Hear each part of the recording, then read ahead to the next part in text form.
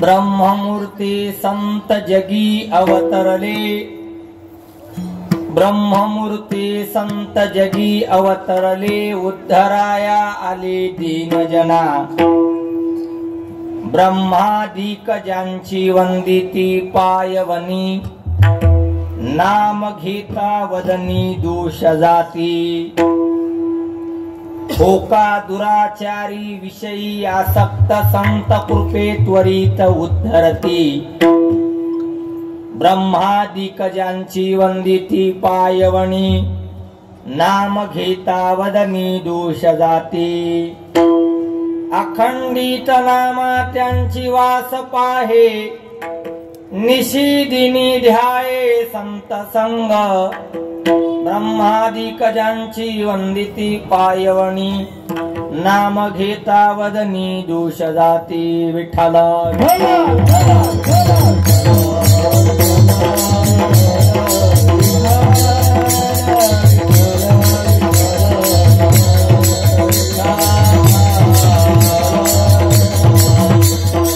धन्य महाराज अलंकापुर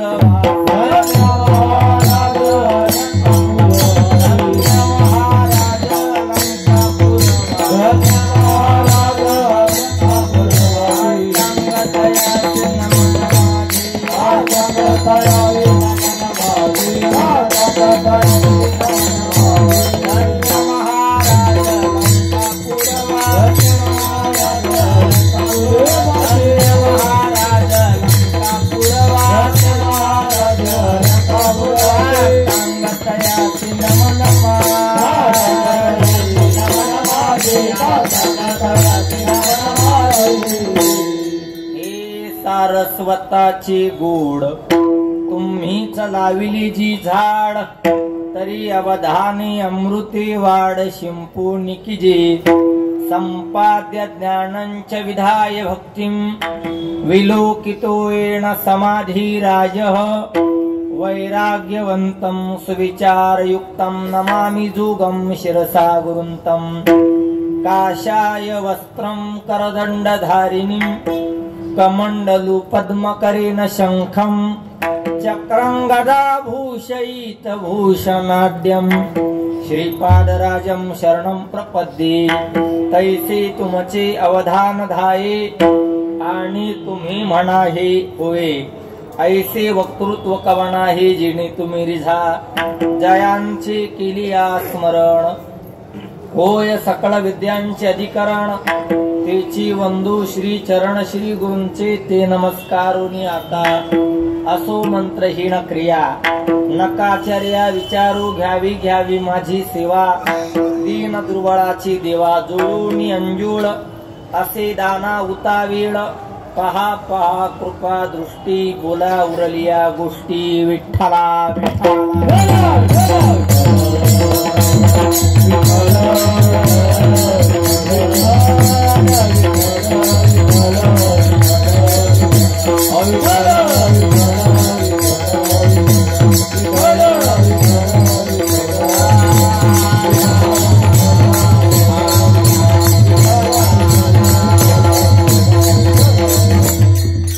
ब्रह्ममूर्ती संत जगी अवतरले, उद्धराया आले दीनजना। ब्रह्मादिक ज्यांची वंदिती पायवणी, नाम घेता वदनी दोष जाती। प्रस्तुत प्राप्त प्रसंगी कीर्तनरूपी सेवेसाठी निवडलेला अभंग हा पंढरीश पांडुरंग परमात्म्याचे प्रेम भंडारी असलेले श्री संत नामदेव महाराज यांचा 4 चरणाचा एक अत्यंत महत्वाचा, अत्यंत प्रसिद्ध आणि पाठ जरी नसला तरी मोबाईल मध्ये असलेला गोड असा 4 चरणाचा अभंग सेवेसाठी घेतलेला आहे। आणि या अभंगातून नामदेव महाराज संतांचा अवतार कोणाच्या उद्धारास्तव होतो याची मीमांसा नामदेव महाराज या अभंगातून करतात। विठ्ठल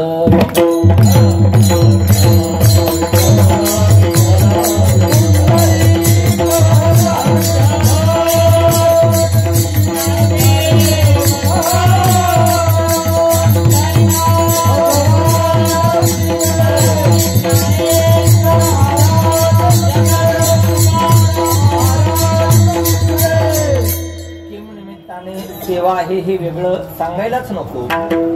वेगळं सांगण्याचं कोणतंही आणि काहीही कारण शेष नाही, किंबहुना ती वेळही नाही.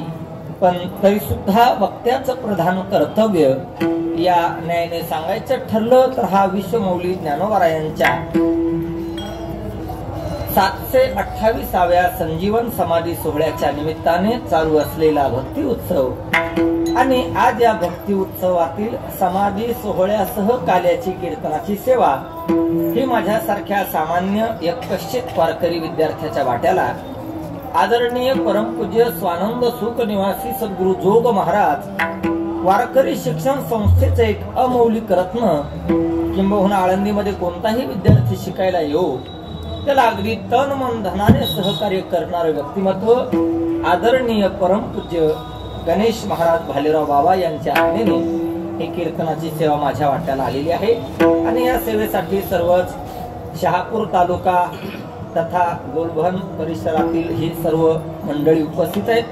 सर्वांच्या चरणी सविनय साष्टांग दंडवत घालतो आणि ज्याप्रमाणे ज्ञानेश्वर महाराज, तुकाराम महाराज, पांडुरंग परमात्मा, स्वानंद सुखनिवासी सद्गुरु जोग महाराज, आपण सर्व मायबाप श्रोते जशी मला बुद्धी द्याल त्याप्रमाणे अभंगाच्या पदापदाचं चिंतन करण्यासाठी प्राप्त होतो.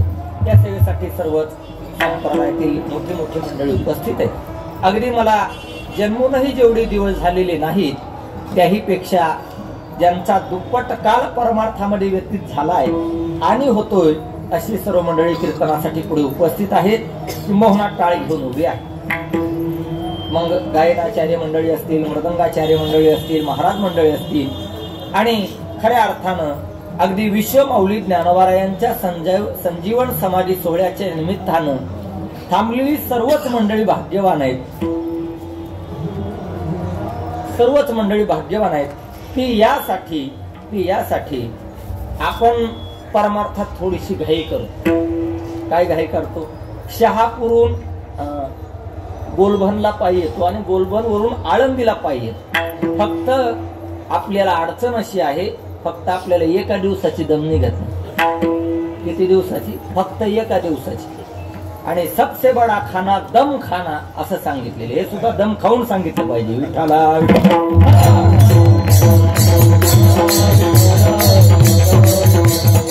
आपण इतक्या लांबून 10 दिवसाचा पायी प्रवास करून येतो आणि नेमकं द्वादशीला आपण घरी जातो. म्हणजे याचा अर्थ कसा होतो? नेमकं खळ्याच्या टायमाला मेहुणीच्या लागणार. विश्वमौली ज्ञानोबारायांच्या संजीवन समाधी सोहळ्याला थांबलंच पाहिजे आणि जी मंडळी थांबलेली आहेत ती भाग्यवान आहेत.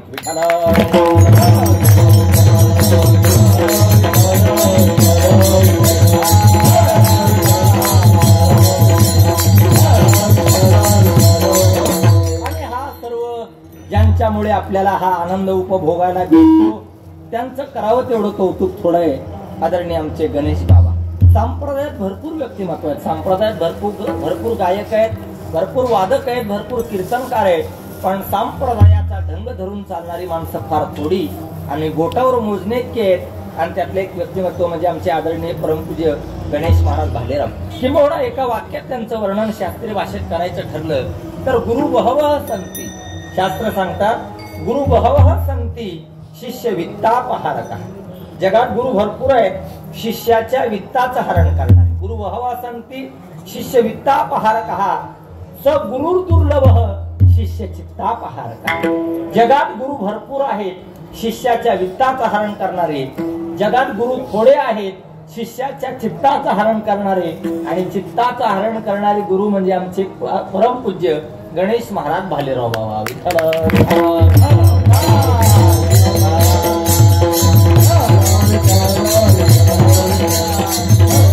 आम्ही कधी त्यांच्याकडे आलो की पहिला आग्रह तुम्ही काहीतरी खा, नाहीतर कपडे तरी देणार, दक्षिणा तरी देणार, पैसे. कोणताही विद्यार्थी हो आळंदीतल्या प्रत्येक विद्यार्थ्याला माऊली समजून सहकार्य करण्याचं काम गणेश महाराज करत असतात. का माहिती का?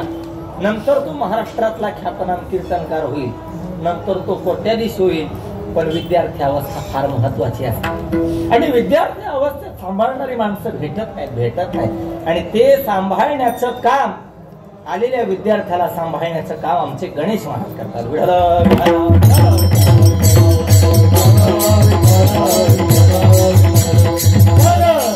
त्यांच्यामुळे आपण सर्वजण टाळ घेऊन उभे आहोत. हे त्यांचे उपकार आहेत आपल्यावर. नाहीतर आपण कुठे असतो ते जर आपल्या जीवनात आले नसते याचा ज्याचा त्यांनी जरी विचार केला तरी पुष्कळ होईल. आणि मला त्यांचा सगळ्यात महत्वाचा आणि अगदी आवडलेला गुण तो म्हणजे असा, अगदी एवढी सर्व त्यांनी वास्तू उभी केली, पण त्या वास्तूच्या मोहात न अडकता आपल्या उद्धाराचा मार्ग मोकळा करून स्वतःच्या डोळ्यासमोर आमच्या आदरणीय परमपूज्य गणेश महाराजांच्या पुढेही एक पाऊल असलेलं व्यक्तिमत्व आपल्या मुंबईकरांचं भूषण आदरणीय आमचे योगेश महाराज त्यांना लगेच प्रस्थापित करून टाकलं. हो, हा साधूच्या जीवनातला अलंकार आहे विठ्ठल.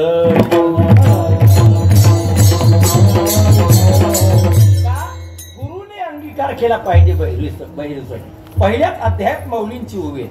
अरे जर श्री गुरुने अंगीकार केला तर त्याला मोक्षाचा वेगळा विचार करण्याची गरज काय. अरे तया परी श्री गुरु करीती जय अंगीकारू तै होऊन ठाके संसारू मोक्षमया करा. आणि जीवनातली सगळ्यात मोठी धन्यता काय असेल तर फार ग्रंथपाठ करण्यापेक्षा श्री गुरुची कृपा महत्वाची सांगितली. बऱ्याच लोकांचा ग्रंथपाठ आहे, पण उभं राहिलं की काहीच आठवत नाही. का? श्री गुरुची कृपा नाही. विठ्ठल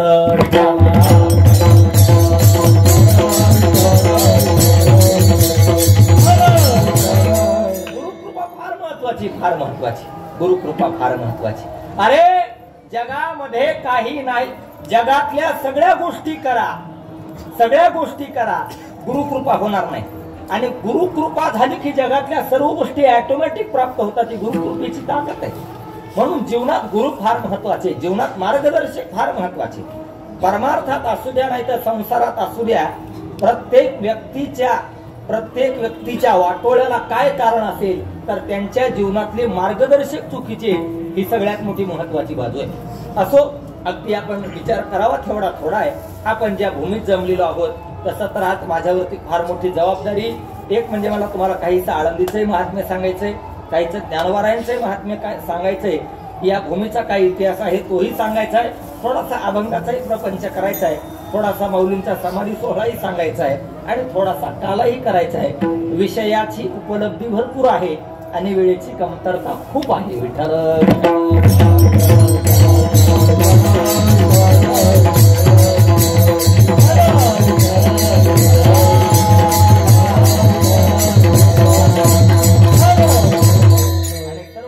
मंडळींना मनापासून वंदन करतो. गायनाचार्य मंडळी असतील, मृदंगाचार्य मंडळी सुद्धा अत्यंत सुंदर आहेत. दोन्ही हातानं पक्वाद वाजवतात, म्हणजे 2 हातानंच वाजवत असतात म्हणा. आदरणीय आमचे माऊली महाराज पडघंटे सुद्धा उपस्थित आहेत, बहिरुसेत आहेत. आमचे योगेश बाबा माझ्यासारख्या विद्यार्थ्याचे कीर्तन ऐकण्यासाठी मोठं मन करून पुढे बसलेले, तुम्हाला सुद्धा नमस्कार. विठ्ठल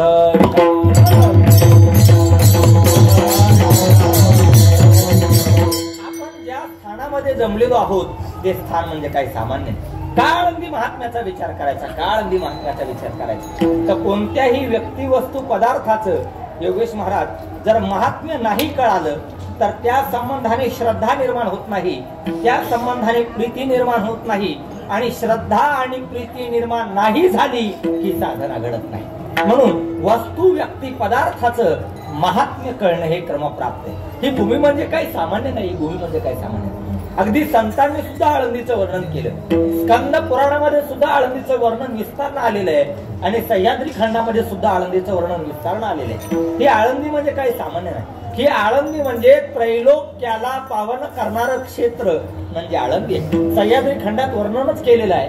प्रकटोस्मी महाक्षेत्रे आनंदाख्य महावने नास्ति नास्ति समम क्षेत्रम त्रैलोक्यम पावनम स्मृतम. त्रैलोक्याला पावन करणारं क्षेत्र म्हणजे आळंदी. ही आळंदी काही सामान्य नाही. या आळंदीचा इतिहास काही 1-2 युगाचा नाही. या आळंदीचा इतिहास 4-4 युगाचा पाहायला सापडतो.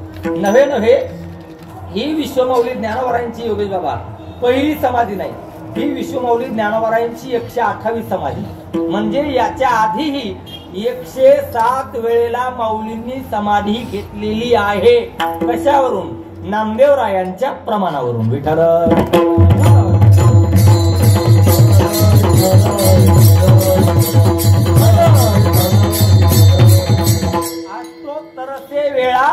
समाधी निश्चळ पूर्वी तुझे स्थळ वाहना खाली नामदेव महाराज वर्णन करतात. आणि या भूमीचा इतिहास एका युगाचा नाही, एका युगाचा 4 युगाचा इतिहास आहे. किंबहुना या आळंदीची 4 युगाची 4 नावं सुद्धा स्वतंत्र आहेत, स्वतंत्र आहेत. कोणी सांगा काय नाव आहेत आळंदीची 4 युगाची 4 नावं?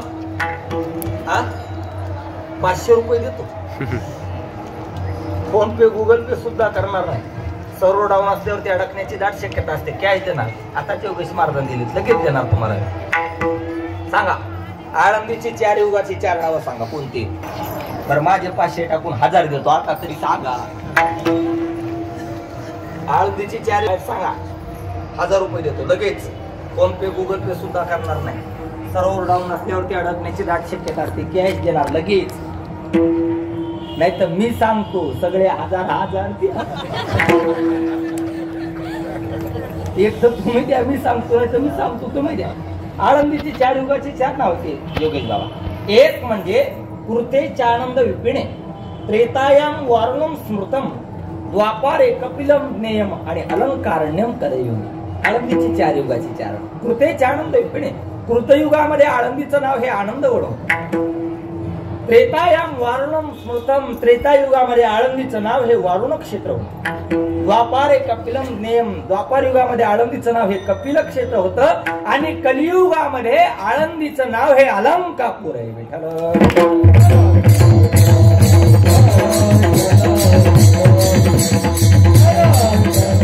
आता अलंकापूरचं मौली, अलंकापूरचं आळंदी का झालं याचाही स्वतंत्र आहे. ज्ञानेश्वर महाराज जन्माला येण्याच्या अगोदर या आळंदीचं नाव अलंकापूर होतं. ज्ञानोबारायांच्या जन्मानं या अलंकापूरला आळंदी म्हणण्याची प्रथा सुरू झाली. कशी काय? त्याचा सुद्धा स्वतंत्र आहे. ज्ञानोबाराय जन्माला आल्यानंतर या अलंकापूरला आळंदी म्हणण्याची प्रथा सुरू झाली. आणि ती प्रथा नामदेवरायांनी सुरू केली. धन्य पुण्यभूमी आळंदी हे गाव तिथून सुरुवात झाली. मग आळंदी शब्दाचा अर्थ सामान्य नाही. आळंदी आळंदी आळंदी म्हणजे काय? आता हे आळंदीत राहणारा नाही माहित नसतो, तो विषय स्वतंत्र आहे. आळंदी म्हणजे काय? आळंदी म्हणजे काय? तर त्या आळंदी शब्दामध्ये संस्कृत व्याकरण भांडारकरातला डा यच्छती नावाचा असा धातू आहे. डा यच्छती म्हणजे देणे. आणि आळंदी म्हणजे अलम.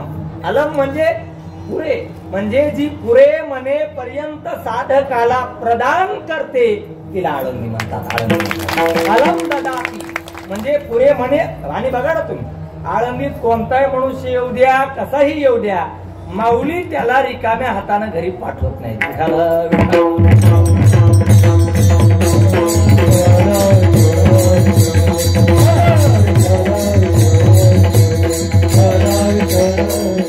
पुढची आणली असते खाली.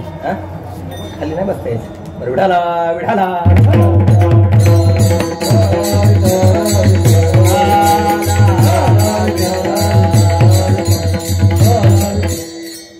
आता माझी एकदा संस्थेत परीक्षा दिली.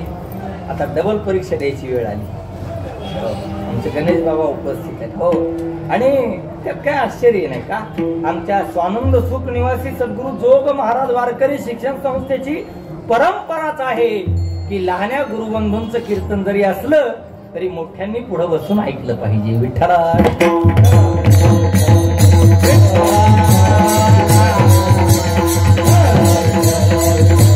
ही आळंदी म्हणजे काय सामान्य? आळंदी म्हणजे अलम ददाती म्हणजे जी पुरे म्हणे पर्यंत साधकाला प्रदान करते तिला आळंदी म्हणतात. आळंदी म्हणतात. आणि कोणताही मनुष्य येऊ द्या, कसाही येऊ द्या, माऊली त्याला रिकाम्या हाताने घरी पाठवत नाही. रिकाम्या हाताने घरी पाठवत नाही.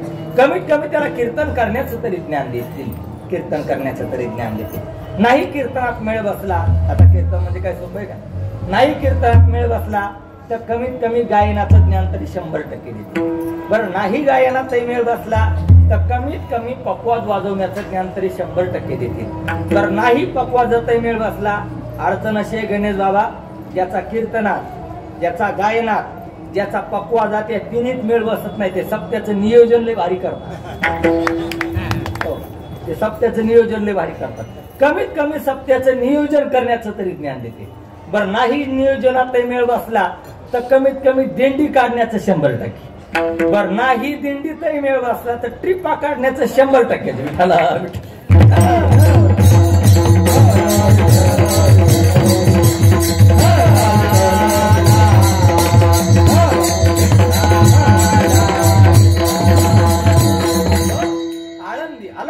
ज्ञानदेव ज्ञानदेव म्हणता ज्ञानदेव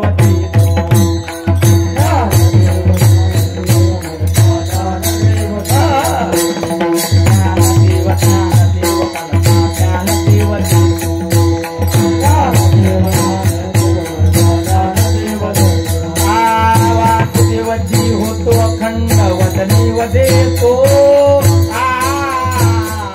ज्ञानदेव ज्ञानदेव ज्ञानदेव देतो ज्ञानदेव ज्ञानदेव ज्ञानदेव देतो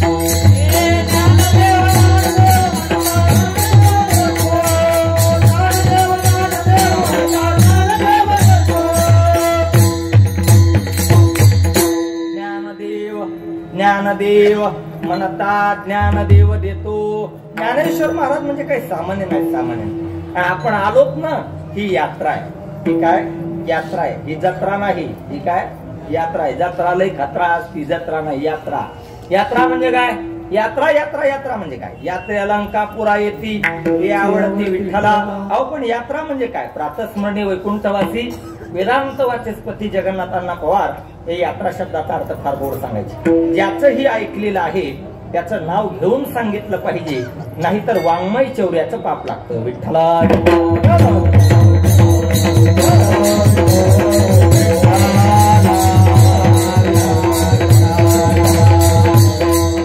यात्रा, यात्रा शब्दाचा काय अर्थ? त्या यात्रा शब्दामध्ये सुद्धा गणेश बाबा तृतरती नावाचा असा धातू आहे. तृतरती म्हणजे तरुण जाण. मग यात्रा शब्दाचा अर्थ काय? इकडे लक्ष द्या. यात्रा म्हणजे काय? या आणि तरा म्हणजे यात्रा. या आणि तरा म्हणजे यात्रा. मग महाराज ज्ञानोबारायांच्या यात्रेला आल्यानंतर फल काय? फल काय? फल काय? जो करील याची यात्रा, जो करील याची यात्रा, जो करील याची यात्रा, जो कारील सकळ ही गोत्रा, जो कारील सकळ ही गोत्रा, जो कारील सकळ ही गोत्रा, जो कारील सकळ ही गोत्रा, सकळ ही पुढे पवित्रा, सकळ ही पुढे पवित्रा, याचे दर्शने होती, याचे दर्शने होती, धान्य धान्य धरातळी, धान्य धरातळी, धान्य धान्य धरातळी,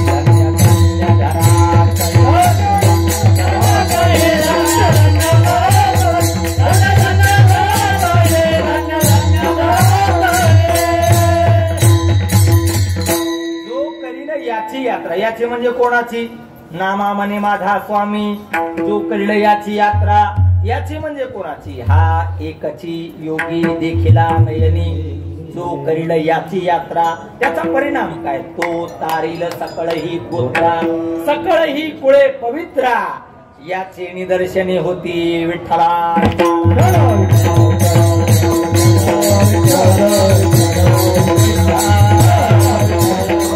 अरे बाबा, या यात्रेला तुम्ही आम्हीच येतो असं समजण्याचं काही कारण नाही.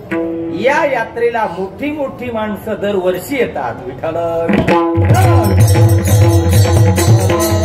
प्रतिवर्षी उपासक, प्रतिवर्षी उपासक, प्रतिवर्षी उपासक, यात्रेची संसाधिक, यात्रेची संसाधिक, यात्रेची संसाधिक,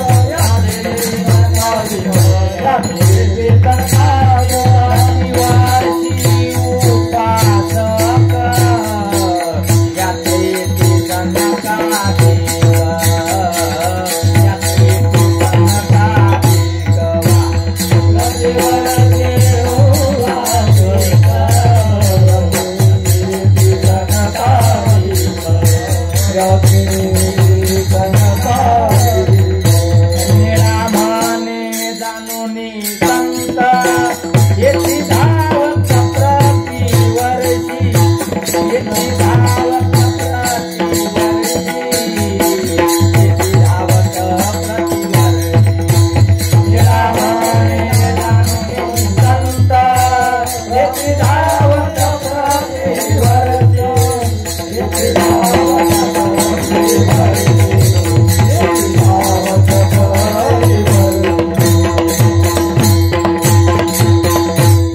प्रतिवर्षी उपासक यात्रे येती संकादिक निळा मने जाणूनी संत येती धावत प्रतिवर्षी. दोनही शब्दात प्रतिवर्षी शब्द आलेला आहे. यात्रे येती संकादिक महाराज सांगतात प्रतिवर्षी उपासक यात्रे येती संकादिक. ज्ञानेश्वर महाराज म्हणजे सामान्य नाही, सामान्य नाही.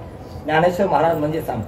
आम्ही समाजाला ज्ञानेश्वर महाराज सांगितले पण चुकीचे सांगितले. विठ्ठला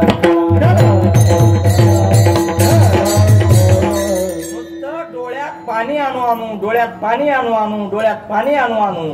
महाराज सांगतात फक्त मधुकरी मिळाली नाही, झोळीत शेण टाकलं, नव्हे नव्हे त्यांना खापर मिळालं नाही, एवढं फक्त आमच्या कीर्तनकार लोकांनी समाजाला सांगितलं.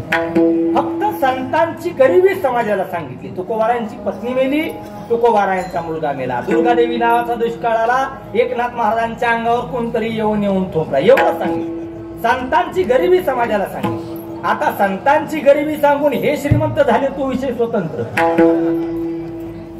ज्ञानेश्वर महाराज किती श्रीमंत होते, किती श्रीमंत होते. अरे तुमची मोजण्याची पद्धत कमी पडेल इतके ज्ञानेश्वर महाराज. आणि ज्ञानेश्वर महाराज म्हणजे काय सामान्य होते का? ज्ञानेश्वर महाराज म्हणजे राजे होते, राजे होते. ज्ञानियांचा गुरु राजा महाराव म्हणती ज्ञानदेव तुम. अरे कधीतरी हेही समाजाला सांगा ना. काय ज्ञानेश्वर महाराजांचे आजोबा म्हणजे गोविंद पंत ते मराठवाड्याचे वतनदार होते, अजूनही त्यांची समाधी बीडलाय. हे सांगा ना कधीतरी. आता सांगण्यासाठी माहित पण असलं पाहिजे ना. विठ्ठल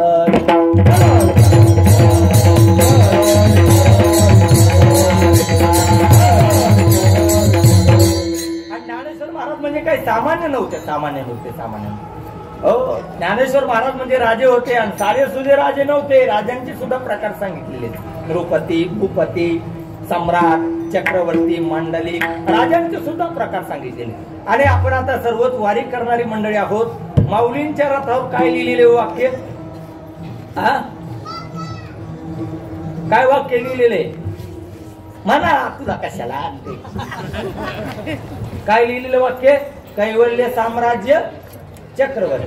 आता त्याचा थोडासा बदल करतो. कैवल्य साम्राज्य ज्ञान चक्रवर्ती. आता कैवल्य साम्राज्य ज्ञान चक्रवर्तीचा काय अर्थ हो? कैवल्य साम्राज्य ज्ञान चक्रवर्ती म्हणजे ज्ञान चक्रिणः यस्मिन् यत्र भ्रमयन्ते वर्तन्ते इति ज्ञान चक्रवर्ती. म्हणजे ज्ञान नावाचं चक्र हे ज्याच्या आधारानं राहतं त्याला ज्ञान चक्रवर्ती म्हणतात. किंबहुना षष्ठी तत्पुरुषाच्या भाषेत सांगायचं म्हणजे ज्ञान नावाचं चक्र हे ज्याच्या मध्ये राहतं त्याला ज्ञान चक्रवर्ती म्हणतात. विठ्ठला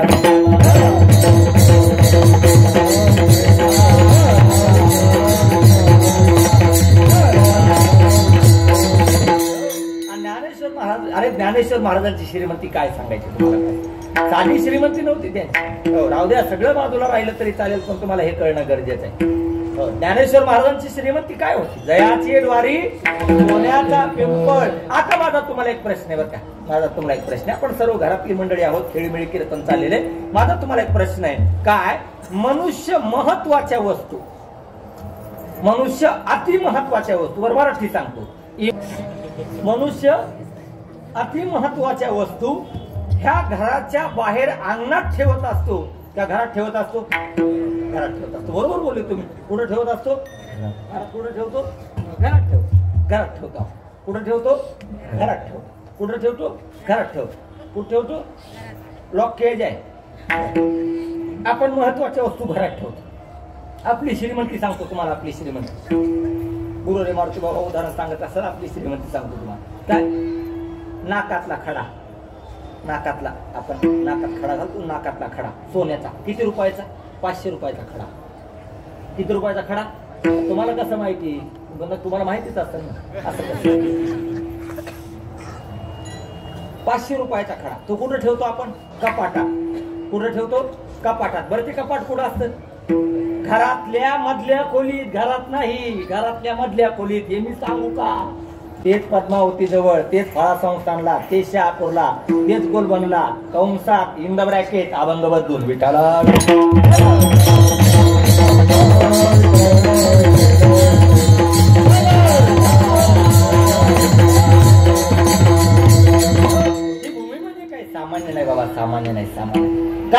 जरा विचार या भूमीचा थोडा थोडा थोडा. ही भूमी, अरे या भूमीमध्ये तुम्हा सामान्य जीवाला सोडा, परमात्म्याला विश्रांती प्राप्त होते अशी भूमी. परमात्म्याला विश्रांती. महाराज थोडं थांब. किंवा नामदेवांचं प्रमाणे नामा म्हणे देवा चला तया ठाया विश्रांती घ्याव्या. आळंदी म्हणजे विश्रांतीचं स्थान आहे आणि संतांचं माहेर आहे. विश्रांतीचे स्थान संतांचे माहेर ते या भूमीवर आलं का. महाराज थांबा थोडं. का बोलताना जरा विचार करून बघ. तुम्ही काय सांग. आळंदी म्हणजे विश्रांतीचं स्थान आहे, संतांचं माहेर आहे. अहो आता आम्ही 15 दिवसापूर्वी पंढरपूरला गेलो. तिथे आम्ही कीर्तन ऐकलं. तिथले कीर्तनकाराने हेच सांगितलं काय, पंढरपूरचा पांडुरंग परमात्मा म्हणजे विसाव्याचा विसावा आहे. बर कीर्तनकार मोगम बोलणारा नव्हता गणेश बाबा, त्यानं पुरावा देऊन सांगितलं विठोबा विसाविया पडो देई पाया. मग आता मला नक्की सांगा, पंढरपूरचा पांडुरंग परमात्मा विसाव्याचा विसावा आहे का ज्ञानेश्वर महाराज विसाव्याचा विसावा आहे. तर त्याचा सरळ अर्थ असा आहे काय, पंढरपूरचा पांडुरंग परमात्मा हा विसाव्याचा विसावा आहे हे 100% खरे, शब्दात बदल नाही करायचे.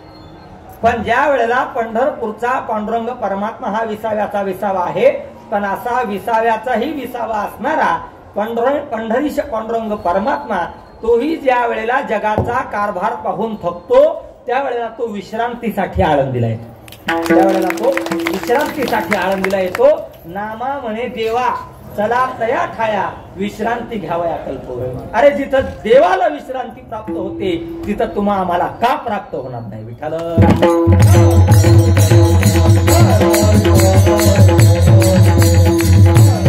आणि खरं सांगू गणेश बाबा, आता आपला तर अनुभव असा आहे, पण आळंदीत राहणारी मंडळी त्यातल्या त्या तुमचा काळातला आनंद फार वेगळा होता. पूर्वीचा आनंद फार वेगळा. आळंदी सारखी झोप जगात कुठंच लागत नाही, कुठंच लागत नाही, कुठेच लागत नाही.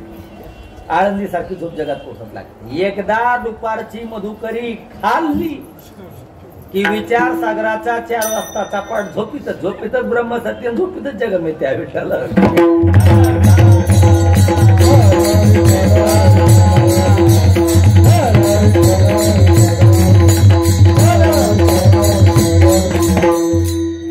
आणि असो काहीसा एक 10-5 मिनिट अभंगाचा विचार करून, थोडासा 10-5 मिनिटाचा माझी सोहळ्याचा विचार करून, परत 10-5 मिनिट आपण काल्याचा विचार करू.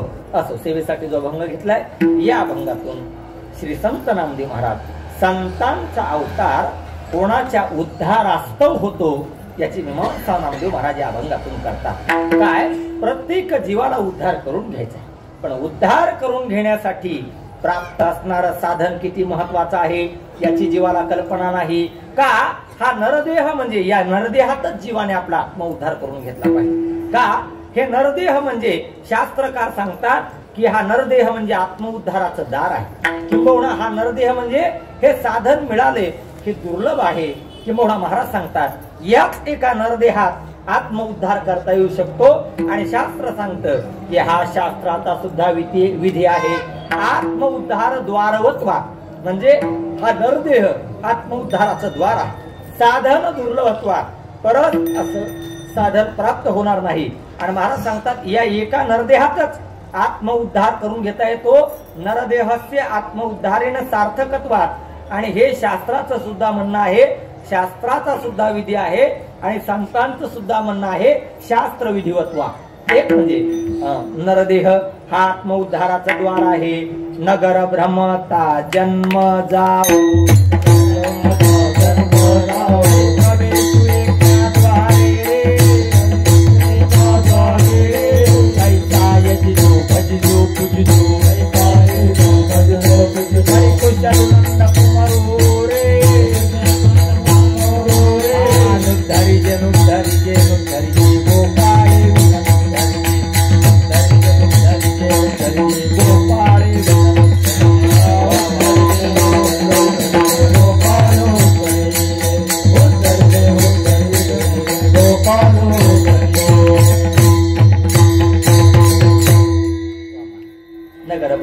जन्म जाऊ तरी प्रवेश क्या द्वारे रे घरा तरी गावे दाराची सोयी बेंती सवे डोई घेऊ नये आत्मउद्धार द्वारवत्वात. महाराज सांगतात नरदेहस्य आत्मउद्धारेण सार्थकत्वात. याच एका नरदेहात आत्मउद्धार करून घेता येऊ शकतो. तुका म्हणे जन्म आल्याचे सार्थक विठ्ठलची कधी केल्या आणि साधन दुर्लभत्वात परत असं साधन प्राप्त होणार नाही. हा मनुष्य देह आपल्याला किती दिवसांनी मिळाला गणेश बाबा माहिती का आपल्याला? हा मनुष्य देह आपल्याला 84 लाख योनी भोगल्यानंतर हा मनुष्य देह आपल्याला मिळाला. आता मला सांगा बरं, 84 लाख योनी म्हणजे किती वर्ष? हा किती वर्ष कोणी सांगा? आता 1100 रुपये किती? 84 लाख योनी म्हणजे किती वर्ष? 84 गुगलला सर्च करून सांगा, तशी काही अडचण नाही आपल्याला. आम्ही सगळं गुगलच्या पलीकडचं पाठ केलेलं आहे. विठाला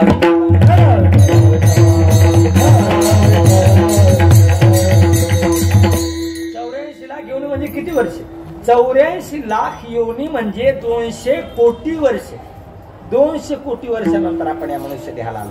आणि तुकाराम महाराज सांगतात, पुढे नाही कोठे घ्यावया विसावा, घ्यावया विसावा, फिरुनिया गावा आल्या विन, याची जन्मी घडी देवाचे भजन, देवाचे भजन आणि कहे ज्ञान, आणि कहे ज्ञान नाही कुठे. आत्म उद्धार द्वारवत्वात साधन दुर्लभत्वात नरदेहस्य आत्म उद्धारेण सार्थकत्वात आणि शास्त्र विधिवत्वात विढाला.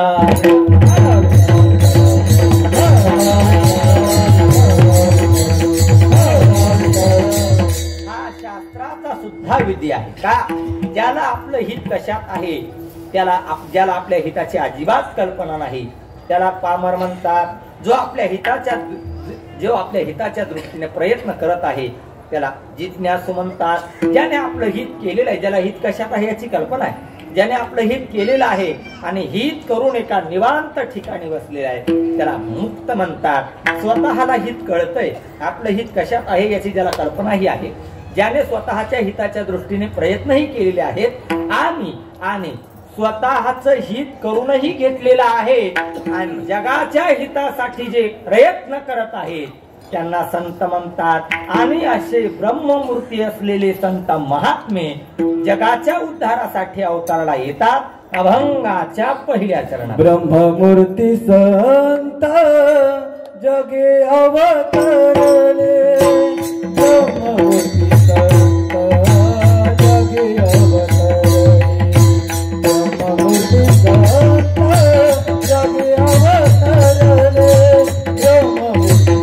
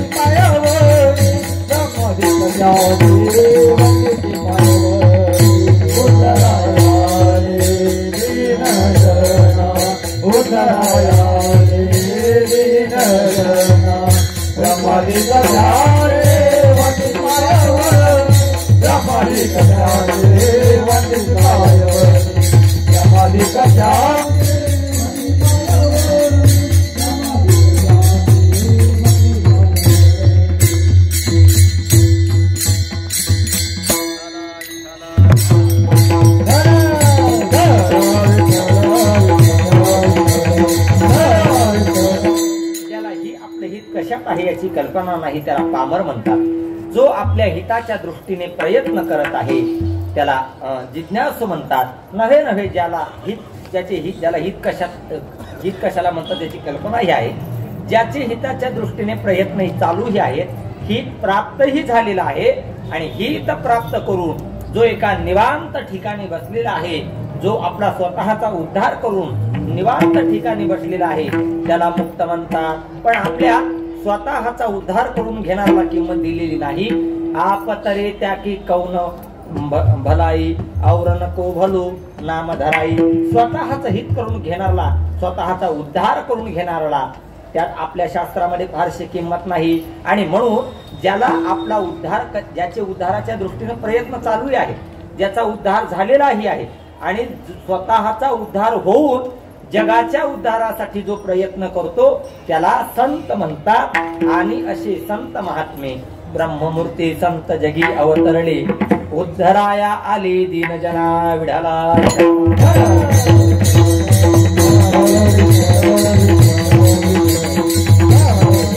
आणि पहिला शब्द फार महत्वाचा वापरला, ब्रह्ममूर्ती. ब्रह्ममूर्ती ब्रह्ममूर्ती शब्द वापरला. आणि अगदी तुम्ही सकल ग्रंथांचं, सकल शास्त्राचं अध्ययन केलं तर कुठेही ब्रह्ममूर्ती शब्द आलेला नाही. अगदी भागवतामध्ये 8 प्रकारच्या मूर्ती सांगितल्या पण तिथे सुद्धा ब्रह्ममूर्ती शब्द वापरलेला नाही. शैली दारुमयी लौही लैप्या लैख्याच सैकती मनोमयी मणिमयी प्रतिमाष्टविधा स्मृता. इथे 8 प्रकारच्या मूर्ती सांगितल्या, मग इथे कुठेही ब्रह्ममूर्ती शब्द वापरला नाही. मग नामदेव महाराज ब्रह्ममूर्ती शब्द वापरतात, याचा अर्थ काय? विठ्ठल.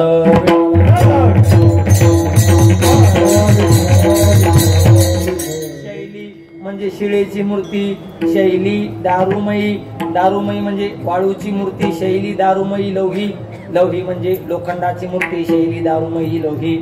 लैप्या, लैप्या म्हणजे एखाद्या चित्रकाराने अगदी एखाद्या कागदावरती किंबहुना भिंतीवरती चितारलेली मूर्ती म्हणजे लैप्या, लैख्या किंबहुना POP ची मूर्ती, प्लॅस्टर ऑफ पॅरिस. शैली दारुमयी लौही, लैप्या लैख्या लिंपलेली मूर्ती, लैप्या लैख्याच सैकती, सैकती म्हणजे वाळूची मूर्ती. आणि शैली दारुमयी लौही, लैप्या लैख्याच सैकती मनोमयी, मनोमयी मूर्ती सांगितली. मनोमयी म्हणजे काय? भारतीयांच्या डोळ्यापुढं आपल्याला मूर्ती घ्यायची असं म्हटलं जरी तरी लगेच भारतीयांची बुद्धी हा एक विशिष्ट प्रकारचा आलंबन धारण करते आणि त्यांच्या डोळ्यापुढं मूर्तीचा आकार उभा राहतो, त्याला मनोमयी मूर्ती म्हणतात, मनोमयी मूर्ती म्हणतात. आणि शेवटची राहिली शैली दारुमयी लौही लैप्या लैख्याच सैकती मनोमयी मणिमयी. मणिमयी सांगितली. मणिमयी म्हणजे हिरे रत्न पाचू जडित यांनी असलेली मूर्ती म्हणजे मणिमयी मूर्ती. फक्त इथे न बाणाचा नाही, इथे न नळाचा नाही, न बाणाचा आहे, मणिमयी मूर्ती. 8 प्रकारच्या मूर्ती सांगितल्या. मग इथे कुठेही ब्रह्ममूर्ती शब्द वापरला नाही. मग नामदेव महाराज ब्रह्ममूर्ती शब्द वापरतात, याचा काय अर्थ? तर त्याचा अर्थ असा आहे,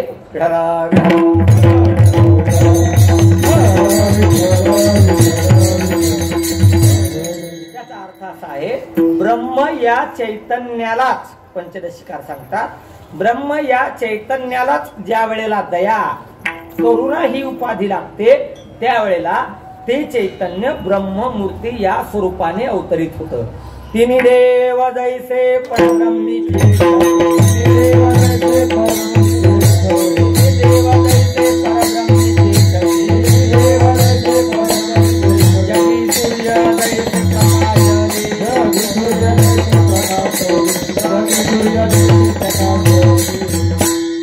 तिन्ही देव जैसे परभणीचे ससे नाही, तिन्ही देव जैसे परब्रह्मीचे ससे जगी सूर्य जैसे प्रकाश रे विठ्ठल.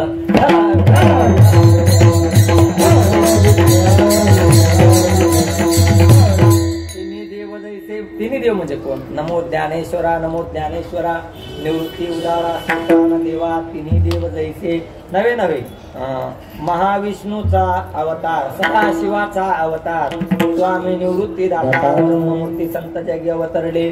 महाविष्णूचा अवतार सखा माझा ज्ञानेश्वर ब्रह्ममूर्ती संत जगी अवतरले ब्रह्मा सोपान तो झाला भक्तानंद वर्तला ब्रह्ममूर्ती संत जगी अवतरले आणि आदिशक्ती मुक्ताबाई दासी जणी लागे पायी ब्रह्ममूर्ती संत जगी अवतरले कशासाठी अवतरले उद्धराया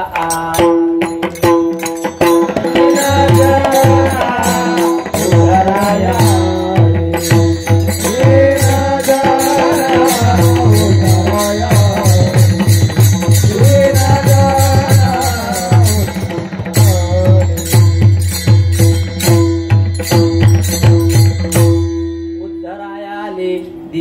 दीन जनांचा उद्धार करण्यासाठी ते आले अवतार तुम्हा धराया कारण उद्धरावे जन जड जीव म्हणून उद्धराया आले दीन जनांचा उद्धार करण्यासाठी आले. आणि दीन हा शब्द फार महत्वाचा आहे बरं का. दीन शब्दाला जर पहिली वेलांटी दिली योगेश महाराज तर त्याचा अर्थ काय होतो? त्याचा अर्थ काय होतो? दीन शब्दाला पहिली वेलांटी दिली तर त्याचा अर्थ दिवस होतो आणि दीन शब्दाला जर दुसरी वेलांटी दिली तर त्याचा अर्थ गरीब असा होतो, दुबळा असा होतो, हीन असा होतो.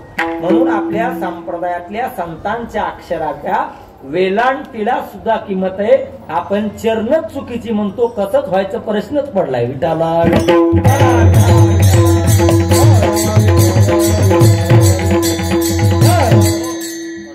उद्धराया आले दीन जनांचा उद्धार करण्यासाठी ज्ञानेश्वर महाराज निवृत्तीनाथ सोपान काका मुक्ताबाई ही सर्व संत मंडळी जन्माला आली विडाला. आणि जन्माला आल्यानंतर काय झालं तर महाराज सांगतात हे जे संत महात्मे ब्रह्ममूर्ती असलेले संत महात्मे जगाच्या उद्धारासाठी अवतरला आले. मग महाराज त्यांनी काय केलं? जगाचा उद्धार केला. हो, महाराज सांगतात त्यांनी जगाचा उद्धार केला म्हणून ब्रह्मादिक ज्यांची वंदिती पायवनी. आता ब्रह्मादिक म्हणजे काय? इथे ब्रह्मा आदी करून असलेले जे सर्व देव आहेत ते ब्रह्मादिक देव. ब्रह्मादिक ज्यांची म्हणजे कोणाची? ब्रह्ममूर्ती संत जगी अवतरले ब्रह्मादिक ज्यांची वंदिती पायवनी. किंबहुना हा पाठ सोपा पडेल बरं. ब्रह्मादिक त्यांची वंदिती पायवनी का? कारण हे दूरदर्शी सर्वनाम आहे. ब्रह्मादिक त्यांची म्हणजे कोणाची? ब्रह्ममूर्ती संत जगी अवतरले ब्रह्मादिक त्यांची वंदिती पायवनी. उद्धराया आले दीनजना ब्रह्मादिक त्यांची वंदिती पायवनी. ब्रह्मादिक त्यांची वंदिती पायवनी. महाराज सांगतात की बाबा ब्रह्मादिक त्यांची वंदिती पायवनी का पायवनी वर्णन करतात ब्रह्मादिक देव? महाराज सांगतात त्यांचं सामर्थ्य थोडं नाही. नाम घेता वदनी दोष जाती. त्यांचं नाव तुम्ही तुमच्या मुखाने जरी घेतलं तर महाराज सांगतात की बाबा आपले सगळे दोष जातात. पवित्र तो देहवानी पुण्यवंत योवदे अच्युत सर्व काळ. का? संतांच्या नावाने इष्टप्राप्ती होते. पुण्यवंत व्हावे सज्जनाची नावे ही इष्टप्राप्ती झाली. संतांच्या नावाने अनिष्ट निवृत्ती सुद्धा होते. तो का म्हणे पापे जाती संतांची आरोपे. काही साधनाने इष्टप्राप्ती होते पण अनिष्ट निवृत्ती होत नाही. काही साधनाने अनिष्ट निवृत्ती होते, इष्टप्राप्ती होत नाही. काही साधनाने इष्टप्राप्ती होत नाही आणि अनिष्ट निवृत्ती होत नाही. पण जगाच्या पाठीवरती एकमेव संतांचं नाव असं आहे त्याने इष्टप्राप्ती होते आणि अनिष्ट निवृत्ती होते. म्हणून नाम घेता वदनी दोष जाती विठ्ठला.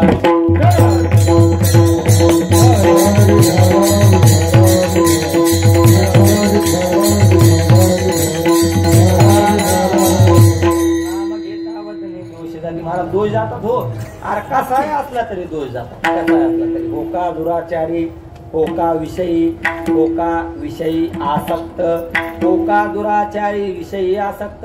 महाराज दुराचारी जरी असला तरी हो, विषयी असला तरी हो, आसक्त असला तरी असा किंवा विषयी आसक्त असा असला तरी असे 3 अर्थ करता येतील. एक म्हणजे दुराचारी असला तरीही, विषयी आसक्त असला तरीही किंवा आसक्त असला तरी हो का दुराचारी विषयी आसक्त. मग त्यांचा उद्धार किती वेळात होतो? महाराज सांगतात लगेच हो लगेच. कस काय? महाराज सांगतात संत कृपे त्वरित उद्धरते. फक्त अडचण एक आहे परिपाहे बी. उद्धराया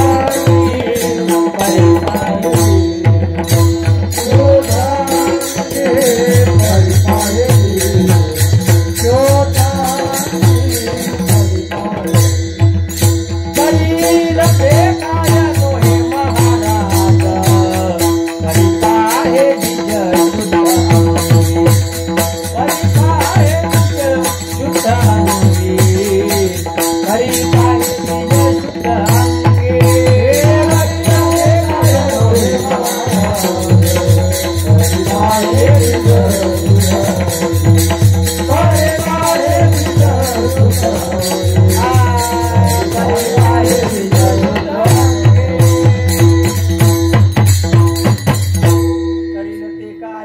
नो हे महाराज फार महत्वाचा शब्द वापरला बघा, ते अव्यय वापरलं. काय वापरलं? परी पण हा शब्द धोकादायक. पण, परंतु, बट हे शब्द धोकादायक. तो माणूस फार चांगला आहे, तो माणूस फार पंक्ती घालतो, तो माणूस फार प्रेम करतो, तो माणूस फार चांगलं कीर्तन करतो, तो माणूस अहो काय सांगू, आम्ही जेव्हा जातो काहीतरी देतो. बर, तो माणूस लय मोठा कारभार आहे त्याचा, तो माणूस लय जमीन आहे त्याची. बर, तो माणूस त्याचे लय बंगले, तो माणूस लय मोठा कारभार आहे त्याचा, तो माणूस अहो त्याचे लय मोठ्या कंपन्या आहेत. बर, तो माणूस अहो त्याचे लय देशात व्यापार आहे. बर, तो माणूस हा त्याचे लय एफडे आहे. बर, आता पुढचं नाही सांग. बर, तो माणूस सगळं चांगलंय, पण म्हणलं की गेलं कारभार गेला, सगळं गेलं. पण शब्द फार महत्वाचा. महाराज सांगतात ते काही करू शकतात, पण परी पाहे बीज शुद्ध अंगी विठ्ठला.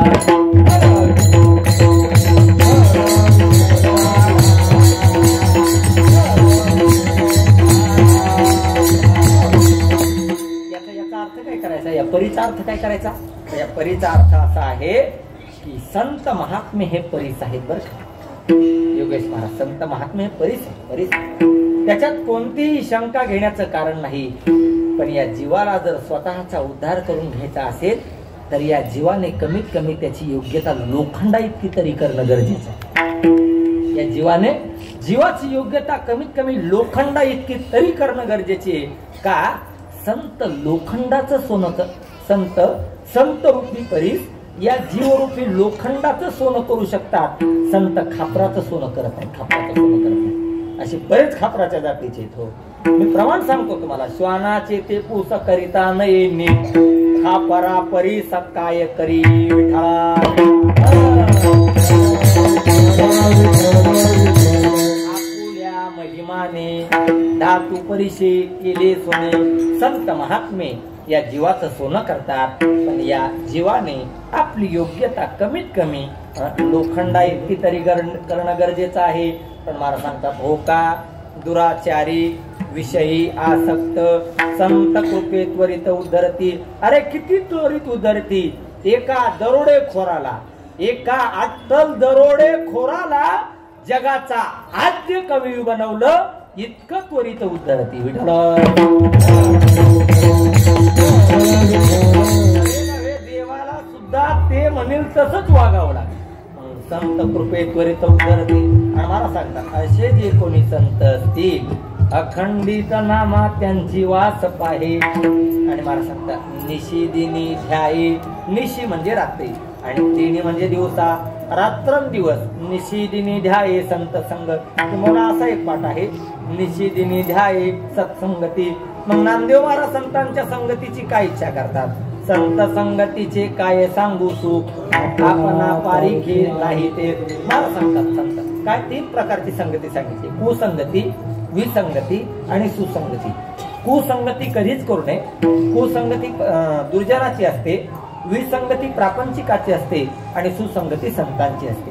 कुसंगती कधीच करू नये. विसंगती कामापुरती करावी आणि सुसंगती नित्य करावी. कुसंगतीमध्ये अधोगती आहे, विसंगतीमध्ये संसाराची प्रचिती आहे आणि सुसंगतीमध्ये संसाराची निवृत्ती आहे. म्हणून अखंडित नामा त्यांची वास पाहे. निशिदिनी ध्याये संत संग. ब्रह्मादिक ज्यांची वंदिती पायवनी. नाम घेता वदनी दोष जाती. ढोपार कुमार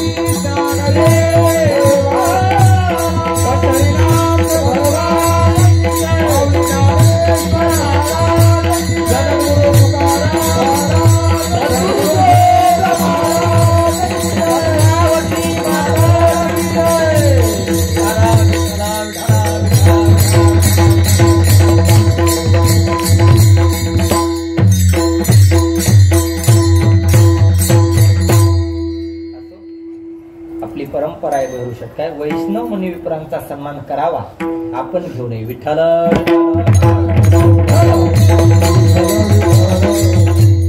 बाकी काही कारण असो. हा विश्व माऊली ज्ञानोबारायांचा. आता बरंच आपण ज्ञानोबारायांचं आळंदीचं स्थानाचं, आळंदी शब्दाचं, ज्ञानोबाराच्या चिंता स्मरणाचं असं अनेक अनेक प्रकारचं माहिती आपण वर्णन केलेले. थोडासा माऊलींचा आता किती वाजलेले सध्या? 11:15. आधी 5 मिनिटात काला सांगतो नंतर समाधी सोहळा सांगतो म्हणजे लगेच आपल्याला फुलं उधळत. कसं काय? तुम्ही सांगा. दोन्ही एकदा सांग. विठ्ठल विठ्ठल. आधी समाधी सोहळा सांग. नाही काय सांगायचं आधी? पटकन सांग. बरोबर. विठ्ठल विठ्ठल. हायकोर्टातून निकाल्यानंतर आता परत केस पुढं लढवायची नसते. असो. तर विश्व माऊली ज्ञानोबारायांचा समाधी सोहळा आहे. काय समाधी सोहळा? जगात भरपूर समाधी आहेत, भरपूर समाधी आहेत, पण माऊलींसारखी समाधी जगात कुठेही नाही, कुठे नाही. का? ही संजीवन समाधी. बाकीचे दगड बसविले असतील पण ही समाधी म्हणजे संजीवन समाधी. आजही सगळं कीर्तन विसरला तरी, आखी वारी विसरला तरी एवढं विसरू नका. काय? आजही ज्ञानेश्वर महाराज समाधीत भजन करतात. आजही. मग तुम्ही म्हणसाला मला ऐकायला काय येत नाही. आता आपली योग घेतात तेवढी आपण पुण्यवानच जास्त आहे त्याच्यामुळे कसं ऐकायला येईल? ज्ञानदेवी घेतले दान, हृदयी धरून या ध्यान, समाधी बैसला निर्वाण, कथा कीर्तन करीतू. अशी ज्ञानोबारांची समाधी. किंबहुना ही ज्ञानोबारांची समाधी म्हणजे काय सामान्य नाही. ही समाधी म्हणजे संजीवन समाधी, चेतन समाधी. आजही ज्ञानोबाला आहे. एखादा जर तितक्या तयारीचा साधक असला तर आजही ज्ञानोबाला त्याला दर्शन देण्यासाठी तयार आहे. आजही फक्त तो तितक्या तयारीचा, तो तितक्या उंचीचा असला पाहिजे. द्वादशीला जाणारा नसावा. विठ्ठल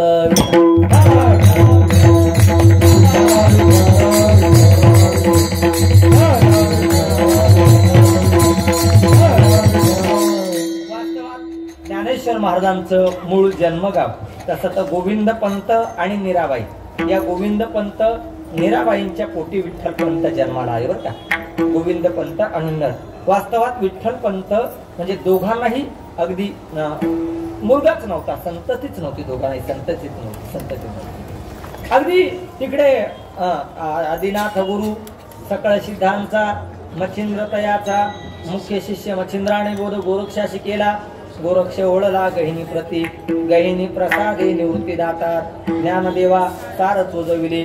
अगदी मच्छिंद्रनाथ आले. बरं का? मच्छिंद्रनाथ आले. आणि काय झालं? संततीच होत नव्हती विठ्ठल पंतांना, गोविंद पंतांना आणि मीराबाईंना. दोघांनाही संततीच होत नव्हती. आणि आता अगदी भरपूर आयुष्याचा अगदी आता उतरता काळ लागला संतती. पण गोविंद पंत मात्र हुशार होते. अगदी मराठवाड्याचे वतनदार होते गोविंद पंत, वतनदार होते. आणि काय झालं? आता त्यांनी त्या गोविंद पंतांचे बरेचसे पूर्वज त्या लढाई झाली, त्या लढाईत गेल्यामुळे गोविंद पंतांनी ते वतन सोडून दिले.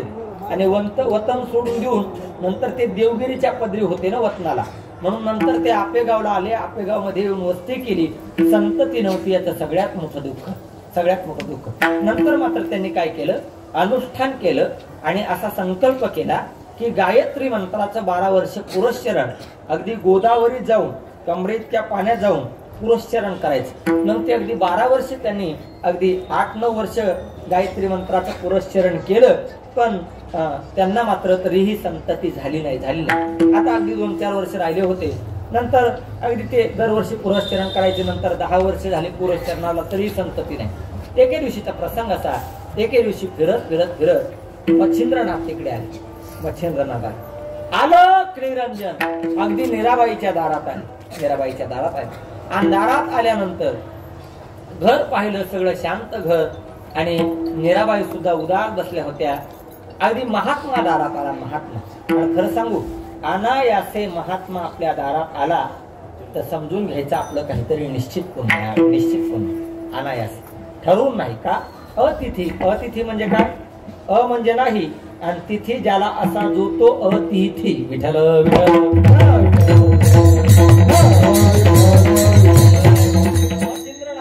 मच्छिंद्रनाथ आल्यानंतर सांगितलं, का हो आई साहेब का उदास? महाराज काय करू? उदास नव्हतं काय करू? का मालक नाहीत का? आहेत मालक. गायत्री मंत्राचं पुरस्चरण करण्यासाठी गेलेले, पुरस्चरण करण्यासाठी गेले. बर, पुरस्चरण करण्यासाठी गेले. हो, पुरस्चरण करण्यासाठी गेले. कशासाठी?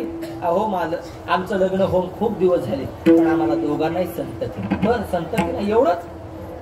नंतर महात्मा महात्मा महात्मा त्या महात्म्यानं अगदी स्वतःच्या झोळीतली चिमूटभर राख काढली आणि मीराबाईला दिली. का? कारण नागपंथाची होती ती. नागपंथात राखीला फार महत्वाचे. संसारात सुद्धा आहे, पण राख लागली विठ्ठल. पण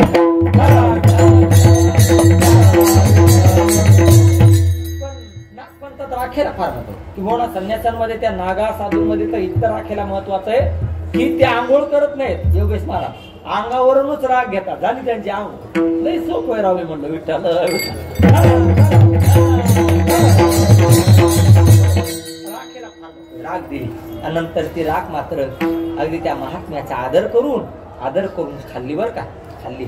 आणि प्रसंग असा घडला, यांचं पुरस्चरण संपायला, हिने राख खायला आणि दिवस जायला एक झाला.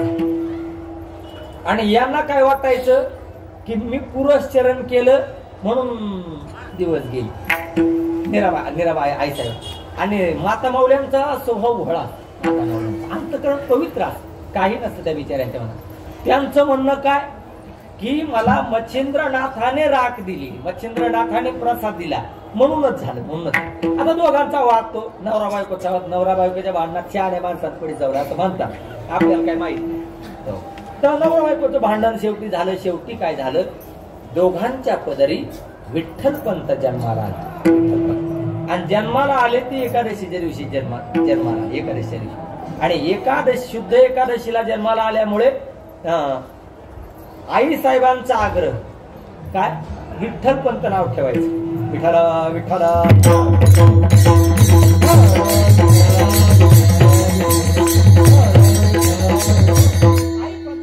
साहेबांचा आग्रह होता विठ्ठलपंतना विठ्ठल नाव ठेवायचं. विठ्ठलावडी ठेविले नाव असं वर्णन आलेले सांगतो आम्हाला. विठ्ठलावडी ठेविले नाव. गोविंद पंतांची इच्छा नव्हती, पण केवढा आहे मनुष्य असू दे जगातला, केवढा आहे माणूस असू दे. आता तुम्हाला काय अनुभव नाही त्याचा गणेश बाबा, हे बाकीच्यांचं खाते. कसा आहे माणूस असू, कसा आहे, केवढा आहे असू द्या, केवढा आहे मनुष्य असू द्या, कुणाचं ऐकू की न ऐकू, केवढा आहे मनुष्य असू द्या. योगेश महाराज, कुणाचं ऐकू की न ऐकू, ज्याचं सगळं ऐकू त्याचं नाव बायको. केवढा आहे मनुष्य असू द्या. शेवटी तुम्ही हसल्या म्हणजे 100% खरंय. विठ्ठलावडी ठेविले नाव. नंतर विठ्ठलपंतांचं नाव विठ्ठलपंत ठेवलं. विठ्ठलपंत सुद्धा प्रारंभापासूनच वैराग्यवान. आणि नंतर मात्र पुन्हा मच्छिंद्रनाथ जन्माला. मच्छिंद्रनाथ पुन्हा तिकडे फिरत आले. आणि अगं आमच्या प्रसादाचं फळ कुठं आहे? हे काय महाराज तुमच्या प्रसादाचं फळ? अरे वा, पाहिलं तर दिव्य तेज पुंज नररत्न या गोविंद पंतांच्या आणि आईसाहेब नराईच्या पोटी जन्माला आले.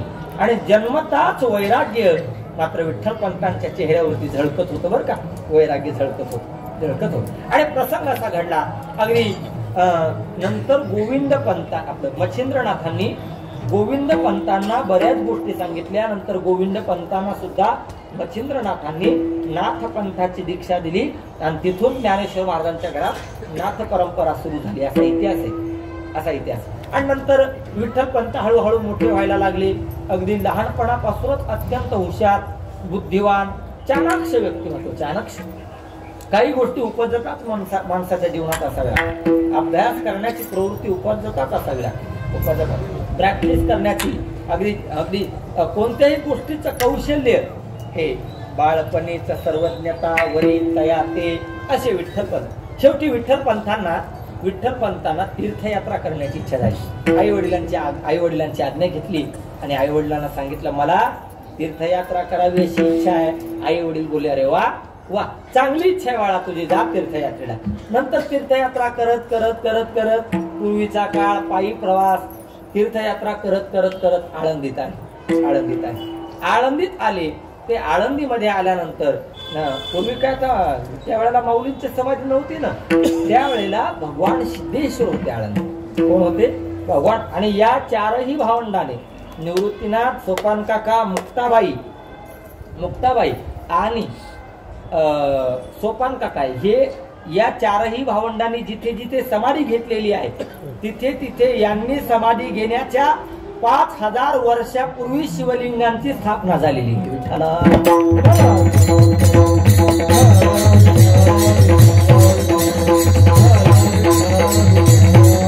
आणि नंतर सिद्धेश्वराचं दर्शन घेतलं, सिद्धेश्वराची पूजा केली, सिद्धेश्वरात बसले. तितक्यात सिद्धोपंत तिथे आले. सिद्धोपंत म्हणजे कोण? रुक्मिणीचे वडील सिद्धोपंत तिथे आले.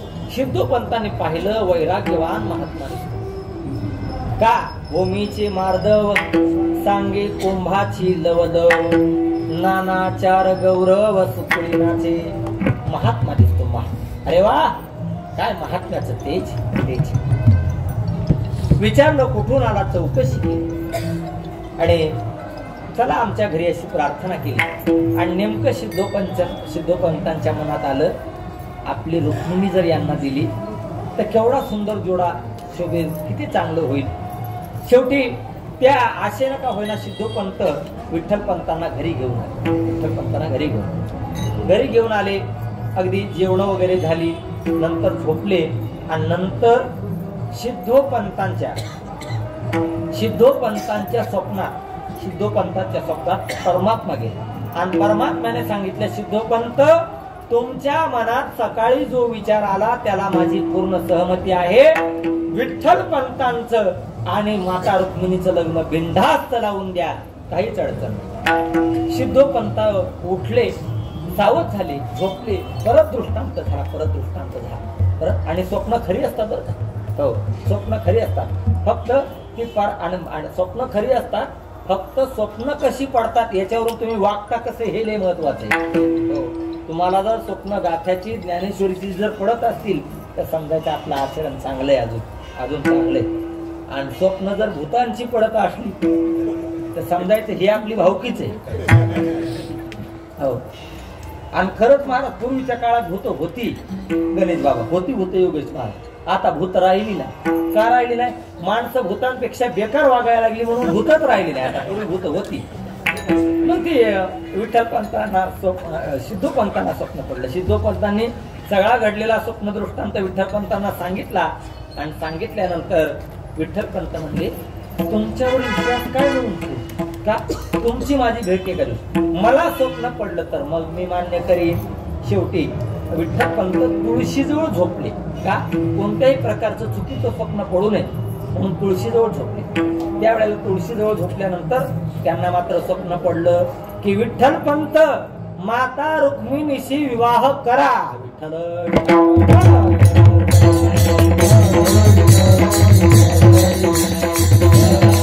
नंतर तिथे दोघांचा विवाह पार पडला. दोघेही गुण्या गोविंदाने राहू लागले. नंतर मात्र तिकडे आपेगावला गेले. आता ज्ञानोबारांच्या जन्माबद्दल थोडासा वाद आहे, त्याचा पण नंतर विचार येणारच आहे की राहू लागले. नंतर तिकडे काही मन लागत तिकडे नंतर गोविंदपंतही गेले, आईसाहेब निराबाही गेल्या आणि नंतर विठ्ठलपंताचं मन काही तिकडे लागत नव्हतं. का मन लागत नव्हतं? नंतर मात्र विठ्ठलपंत आणि आईसाहेब रुक्मिणी दोघेही आळंदीत येऊन राहिल्या.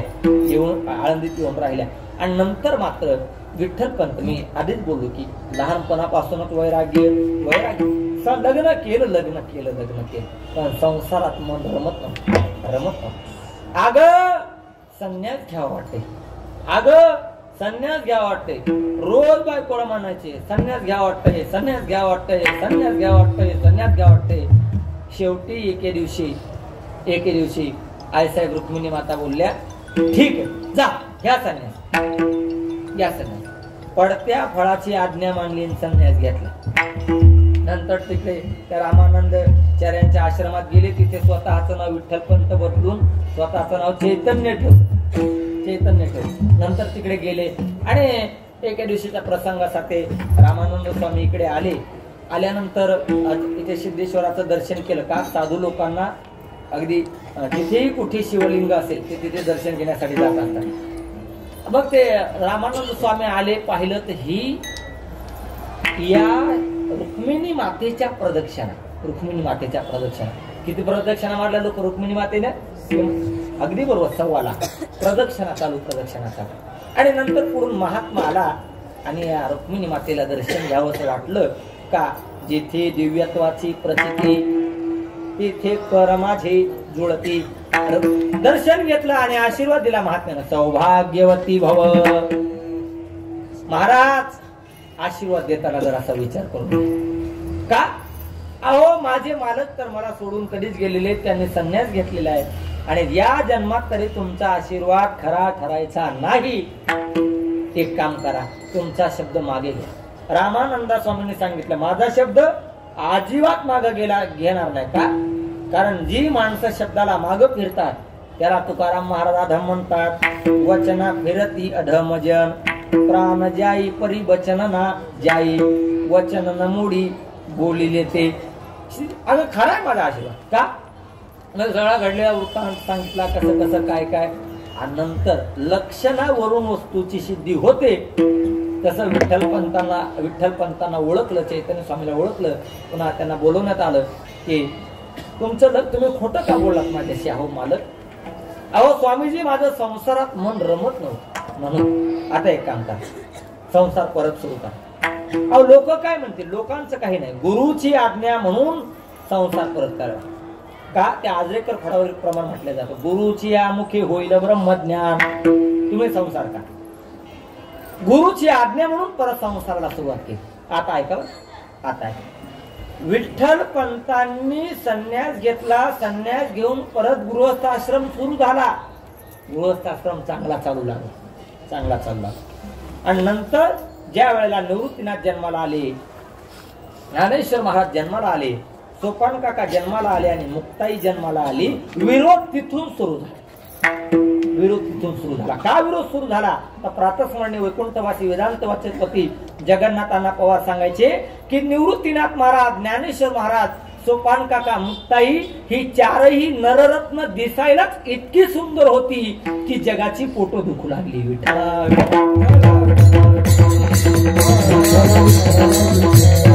जगाची पोटो दुखू लागली. आणि जशी जशी माणसाची मन दुसऱ्याच्या उत्कर्षाने जळत असतात तसा तसा विरोधाचा अग्नी भडकत असतो, तसा तसा. आणि विठ्ठल पंतांनी संन्यास घेऊन आल्यानंतर परत काय लग्न झालं? परत का ज्ञानेश्वर महाराज जन्माला आले?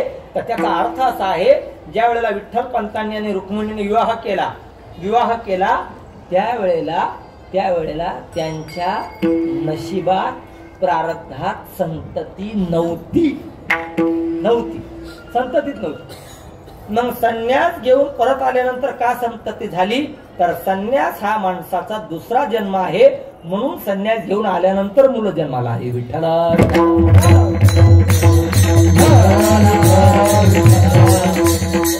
संप्रदायातल्या अनुस्वाराला सुद्धा किंमत आहे. अगदी 1 दिवस 2 दिवस 10-15 मिनिटं काय पुरणार आपल्याला सांगण्यासाठी? शब्दात सांगता येणार नाही. फार विशेष ज्ञानोबारांचे चरित्र. आणि नंतर ही चारही नररत्न जन्माला आली आणि नंतर सांगितलं की बाबा गावात राहायचं नाही. नंतर सिद्धबेटात काढून दिलं. नंतर सांगितलं की बाबा आमचं जाऊ द्या, चुकलं, आम्हाला शुद्धीपत्र द्या. त्यावेळेला या ब्राह्मणाने सांगितलं शुद्धीपत्र मिळणार नाही. अहो काहीतरी असेल ना नाही. एक काम करा, काहीतरी करा. एक काम करा, काय? देहांत प्रायश्चित्त घ्या. देहांत प्रायश्चित्त हा बोलिला से विचार. देहांत प्रायश्चित्त सांगितलं. आता देहांत प्रायश्चित्त शास्त्रात कुठंच नव्हतं बरं का, कुठंच नव्हतं, तरी सांगितलं. आणि नंतर देहांत प्रायश्चित्त घेण्यासाठी निघाले. आणि ती आई रुक्मिणी माता आणि विठ्ठल पंत वैराग्यवान होते. पण आई रुक्मिणी माता मात्र मध्यरात्री, ज्ञानेश्वर महाराजांचे आई वडील हे मध्यरात्रीलाच निघून गेले. आणि आई सारखी यायची, आई रडायची.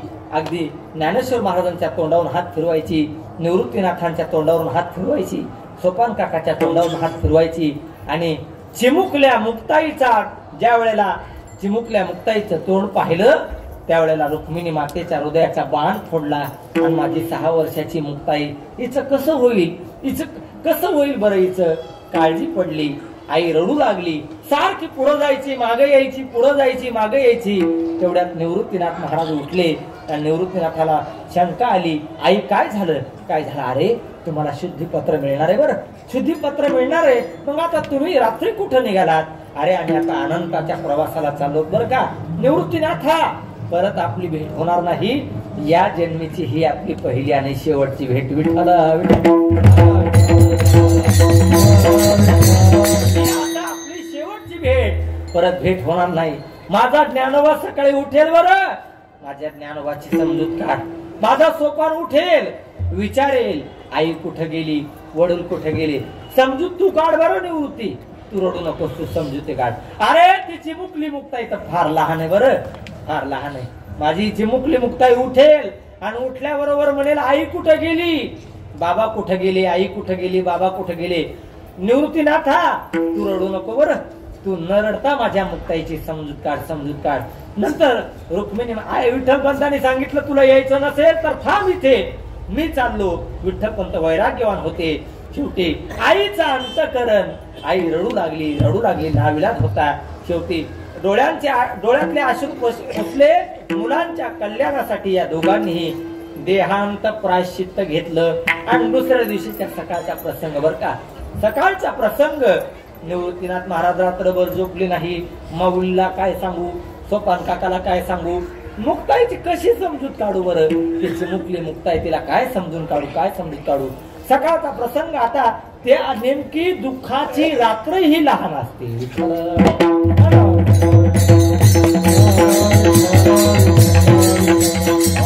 सकाळी माऊली उठले आणि माऊलीने विचारलं दादा आई कुठे. त्यावेळेला ज्ञानेश्वर महाराजांना सांगितलं की माऊली आता इथून पुढे तुमची आई ही मीच आणि तुमचे वडीलही मीच. आता ज्ञानेश्वर महाराज समजूतदार होते, त्यामुळे ज्ञानेश्वर महाराजांनी समजून घेतलं.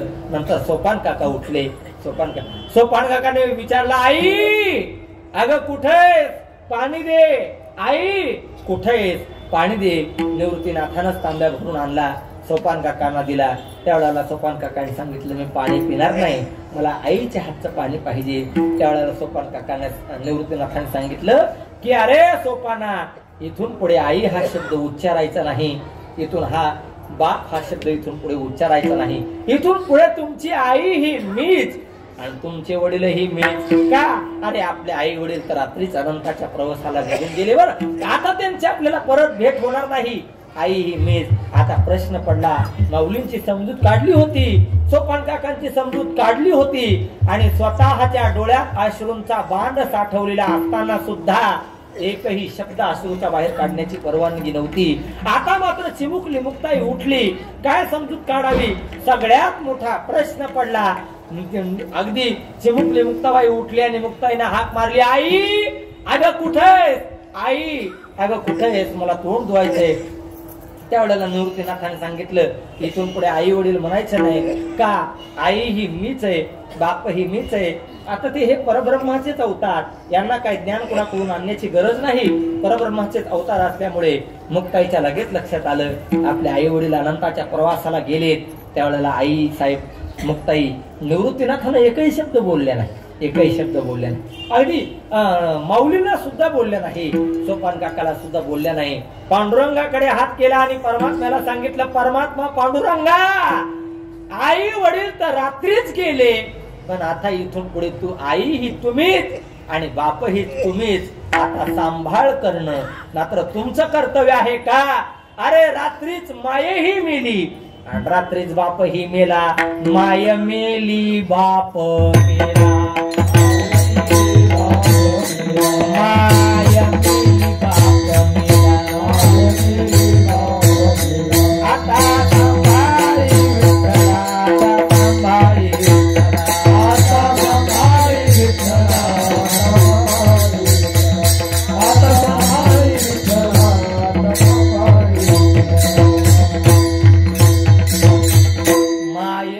बाप बाप मेला आता सांभाळी विठ्ठला. आणि नंतर दुःखाचे बरेच दिवस गेल्यानंतर ब्राह्मणांकडे गेले, शुद्धीपत्र मागितलं.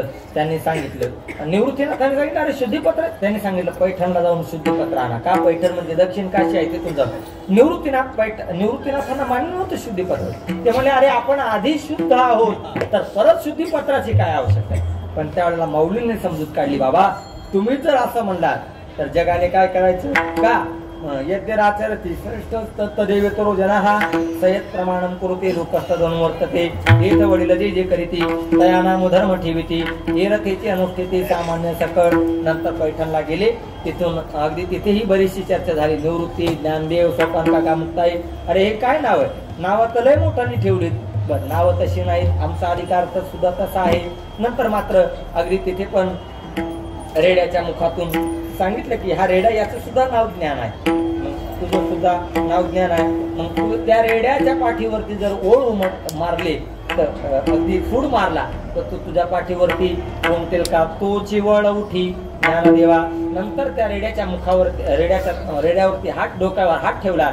आणि नंतर ज्ञानोबारांनी रेड्याच्या मुखातून वेद बोलवला. रेड्यामुखी वेद बोलविला, गर्व द्विजांचा हरविला, शांती रूपी प्रगटला ज्ञानोबा माझा. नंतर मात्र तिथे स्वर्गातले भीतर जीव घातले. आणि नंतर अगदी तो रेडा वेद बोलू लागला.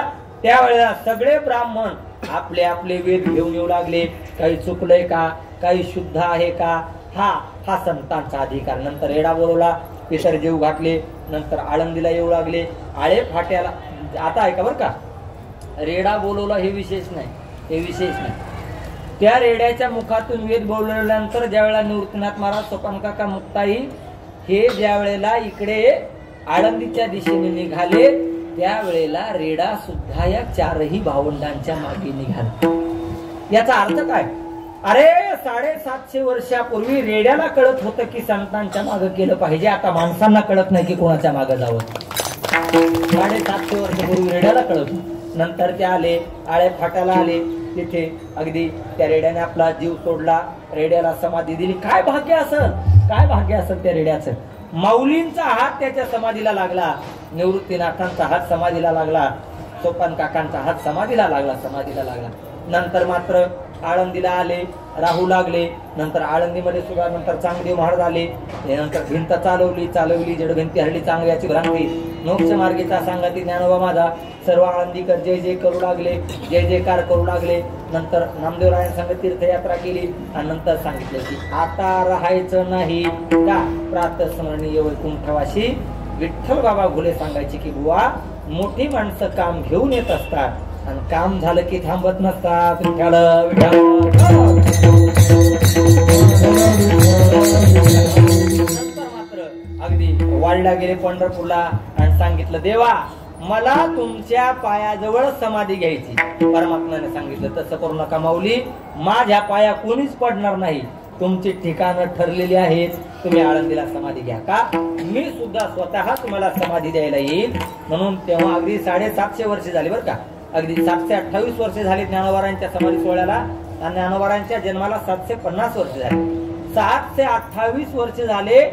परमात्मा दरवर्षी माऊलींच्या समाधी सोहळ्याला, दरवर्षी पंढरीचा पोहा आला अलंकापुरी, दरवर्षी पांडुरंग परमात्मा समाधी सोहळ्याला येतो. परमात्मा आले, अगदी सर्व संत आले. आल्याड पल्याड पताकांचे भार, मध्ये मनोहर इंद्रायणी, निळवर्ण साऱ्या जरी जरता तरी झाल्या रान भरी, विजा त्यावरी खेळता ते. अगदी तिथे परमात्मा आले. अलीकडे संत, पलीकडे संत, सर्व संतांनी आळंदी गजबजून गेली. आज कोणाही धर्मशाळेत जा, कुठे जा, ज्ञानेश्वर महाराज माऊली सोडून कोणाच्या डोक्यात काहीच नाही. सगळीकडे माऊली. नंतर परमात्मा आले. परमात्मा अष्टमीला आले आणि अष्टमीला परमात्मा आले. आल्यानंतर अगदी अष्टमीच्या दिवशी हा उत्सव सुरू झाला. अष्टमीच्या दिवशी उत्सव, अष्टमीचे दिवस आणि दशमीला प्रदक्षिणा केली. दशमीचे दिवशी केली प्रदक्षिणा. नंतर एकादशीला हरिजागर केला. व्रताचा प्रारंभ दशमीला होतो बरं का. दशमी व्रताचा प्रारंभ, दिंडी कीर्तन समारंभ, तेने तो स्वयंभू घोष पावे. नंतर मात्र एकादशीला हरिजागर केला. द्वादशीला पारणे सोडले. अगदी इथे पांडुरंग परमात्माने स्वतः, अगदी रुक्मिणी मातेने स्वतः स्वयंपाक केला आणि परमात्मा वाढू लागले. अगदी नंतर समाधी सोहळ्याचा त्रयोदशीचा दिवस उगवला. आज मात्र परमात्म्याने आज स्वतः रुक्मिणी मातेने स्वयंपाक केलेला आहे. मुगाचं वर्णन केलेलं आहे असं नामदेव महाराज सांगतात. मुगाचं वर्णन केलेलं म्हणून आज मुगाच्या वर्णाला विशेष किंमत आहे. आजच्या दिवशी मुगाच्या डाळीचं वरण केलं पाहिजे. का? ज्ञानेश्वर महाराजांना त्यावेळेला ते केलं होतं. आता ते प्रमाण आहे, आपल्या काही पदार्थ काय नाही. नंतर मुगाचं वरण केलं. रुक्मिणी मातेने सुंदर असा स्वयंपाक केला. ती अगदी समाधी घ्यायची जी जागा होती, नारळ, विठा, गोंदा, महादा, त्या चारही जणांना, नामदेवरायांच्या पुत्रांना अगदी ती समाधीची जागा साफ करायला लावली. ती समाधीची जागा साफ केली. अगदी निवृत्तीनाथांनी, सोपान काकांनी, मुक्ताबाईंनी अगदी सर्वांनी जेवायला बसवलं. पंक्ती जेवायला बसल्या, जेवू घातलं. आणि नंतर मात्र ज्ञानेश्वर महाराज समाधीला निघालेले. अगदी मुक्ताने सांगितलं थांबा, की निवृत्तीनाथाने सांगितलं थांबा. त्या वेळेला मौलीने सांगितलं आता काम संपलेलं आहे, आता थांबण्याचं कारण कोणतंही नाही. ज्ञानेश्वर महाराजांनी समाधी कितव्या वर्षी घेतली हो? मला माहित होती 22 म्हणणार आहे. किती? किती 22 नाही म्हणलं की 21 असं आहे तुमचं. किती वर्षी घेतली? करेक्ट कार्यकाल सांगा बरं. 21 वर्ष 6 महिने. विठ्ठल विठ्ठल.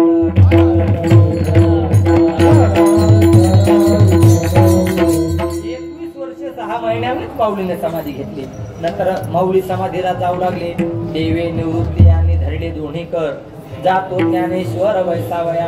आता मात्र निवृत्तीनाथांचा बाण फुटला बर का. निवृत्तीनाथ महाराज रडू लागले. निवृत्तीनाथांना विचारलं का रडता? निवृत्तीनाथाने सांगितलं ओसंडून निवृत्ती आलिंगू लागला, अनेकांच्या डोळा अश्रू येते. अमर्यादा कधी केली नाही, शिष्य गुरु पाहून सिद्धी नेली. गीतार्थाचा अवघा घेतला सोहळा, गुह्य गौप्य माळाली वविल्या. डोळ्याची केलेली अत्यंत पारणी, आता ऐसे कोणी सखे नाही. काढून या गुह्य वेद केले बोल, आठविती बोल मना माझी. नामा म्हणे संत कासावी ससारे, लाविती पदर डोळी असी. अरे तुम्ही आम्ही रडतो, यात काय आश्चर्य आहे? यात काय आश्चर्य? आपल्या रडण्याला काय किंमत आहे का? कीर्तनाची वेळी रडे पडे डोळे, प्रेमाविन डोळे गळतात. जगाचा चालक मालक असणारा परमात्मा पांडुरंग रडू लागला. आणि रुक्मिणी मातेने विचारलं का रडता? रडण्यासारखं काय झालं? अगं रडू नाही तर काय करू? काय आज माझे ज्ञानेश्वर महाराज समाधीला चालले. ज्ञानेश्वर महाराज कोण? ज्ञानेश्वर महाराज. अगं माझ्या माऊली सारखा महात्मा परत जन्माला येणार नाही. देव म्हणती रुक्मिणी हा एकची योगी देखील नयनी, हेची ज्ञान संजीवनी जाणत त्रैलोक्याशी. धन्य धन्य धरातळी जो याती दृष्टी निहाळी, तो वाहत येईल टाळी वैकुंठ गोणाशी. जो करील याची यात्रा, तो तारील सकळही गोत्रा. सकळही कुळे पवित्रा, याची निदर्शनी होती. अलंकापुर हे शिवपीठ, पूर्वी येथे होती निळकंठ. ब्रह्मादिके तपवरिष्ठ, येथेची पै केले. इंद्र येऊन या भूमीशी, याग संपादिले हरणीशी. इंद्रायणी इंदोरीशी पंचकृषी यापासूनी. भोवती वनवल्ली वृक्षी, येथे देव येऊनी होती पक्षी. हे असे नित्य साक्षी असती नासती उदके.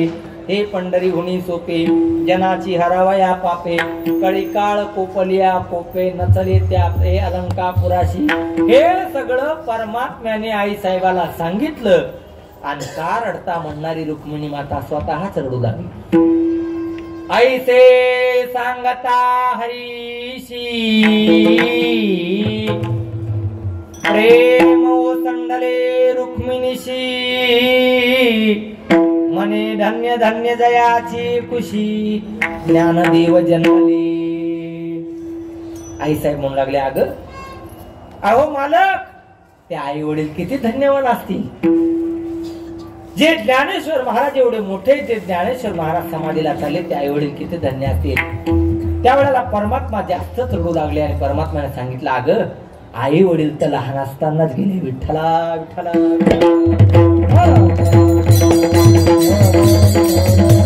आई वडील तर लहान असतानाच गेले. आता मात्र माझे माऊली समाधीला चाललेले. देव निवृत्ती आणि धरले दोन्ही कर, जातो ज्ञानेश्वर बैसावया. ज्ञानेश्वर महाराज समाधीच्या जागेवरती आलेले आहे. पुढे ज्ञानेश्वरी ठेवलेली आहे. 3 वेळा करकमळ जोडलेले आहेत, भीममुद्रा तयार झालेली आहे आणि ज्ञानेश्वर महाराज समाधीस्थ झालेले आहेत. नामा म्हणे आता लोपला दिनकर, तिथे दिनकर शब्द का वापरला बरं का, एवढं एक सांगतो आणि आवडतो. काल्याचा अभंगच म्हणून आता काय काला सांगायचं.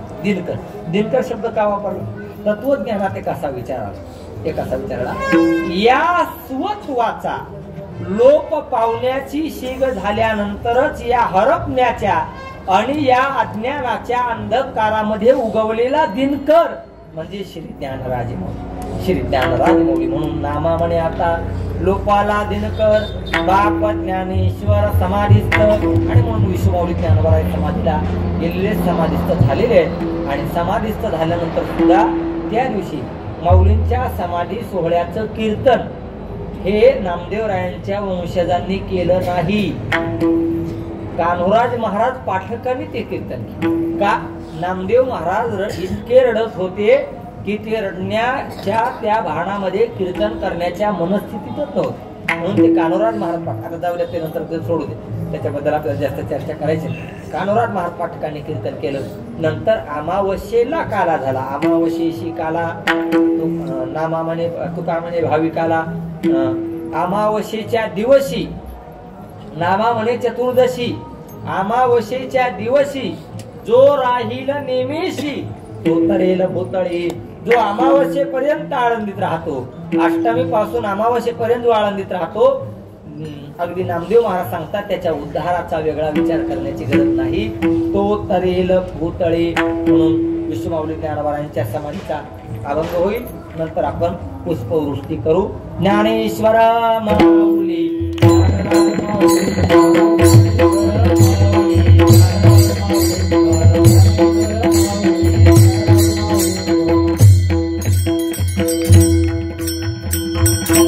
निवृत्तीयाने धरली दोन्ही